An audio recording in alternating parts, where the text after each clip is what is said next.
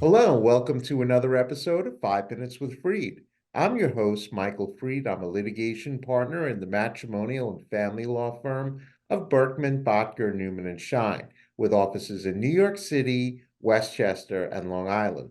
And today, my special guest is Peter Dizdar of Palumbo Wealth Management. So, Peter, welcome to 5 Minutes with Freed. Thanks so much. I'm excited for the next couple minutes with you. Great. So, Peter, tell us, what is Palumbo Wealth Management and what's your role in the company? Yeah. So we are an independent fiduciary RIA, registered investment advisory firm, based in Great Neck, New York, as well as New Jersey. Our focus is to work with high net worth individuals, executives, and small business owners on all aspects as it relates to financial planning, retirement planning, exit planning with their business. So if we do our job right and do it well, we're all things as it relates to money in motion for our clients. Great. So, Peter, you know that I'm a matrimonial and family law attorney. When would my clients most often require your services? Yeah, good question. We work very well with matrimonial attorneys. They're a strong center of influence for us, and a lot of reciprocity there, obviously. As it relates to your clients, typically we come to the table when we're advised by their attorney. As they're going through a potential divorce, and assets are discovered, and quadros are will be put in place, and assets will be divided. Typically what I've seen historically, there's usually one person in the household, perhaps the primary wage earner, that tends to run the finances, and then the other spouse in the relationship sort of took a back seat. He or she sort of just relied upon the expertise of that person, and it was just the way it was. That person kind of handled it all.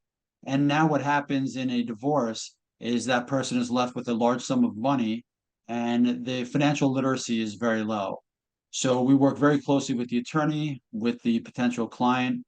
Financial literacy and education is the primary focus, getting them comfortable, empowering them with an understanding of the markets, and what they need to do to put proper financial planning in place. Because the reality is, in all likelihood, they can't go back to the well again. So we need to make sure that this money not only is protected, it grows, and if important to them, is a legacy as well. So, Peter, what's the best way for a prospective client or other professional like myself to contact you? Yeah, we're fully transparent. Everything is on our website. So if you were to go to Palumbo WM for wealthmanagement.com, you'll see everything on there. There are ways to contact us directly through our site. My partner and CEO of the firm does a phenomenal job getting out there. Most recently, he was on Fox Business, CNBC, Bloomberg, Squawk Box in the morning. So we're out there. And at the last thing I'll say is, Google's a beautiful thing, not only to invest in, but also, to use as a search engine. If you were to Google my name, it pops right up. Great. Okay, well, Peter Dizdar, we have now come to the most important part of our show, and that happens to be the question of the week. So, Peter Dizdar, this is your question of the week. If you could ask your past self from 10 years ago a question, what would you ask and why? Yeah, that's a very good question to ask. I thought about this a bit, and what I would do is probably offer myself 10 years ago some sound advice. And I would say, tell the people you care about the most and you surround yourself the most in life that you love them more often.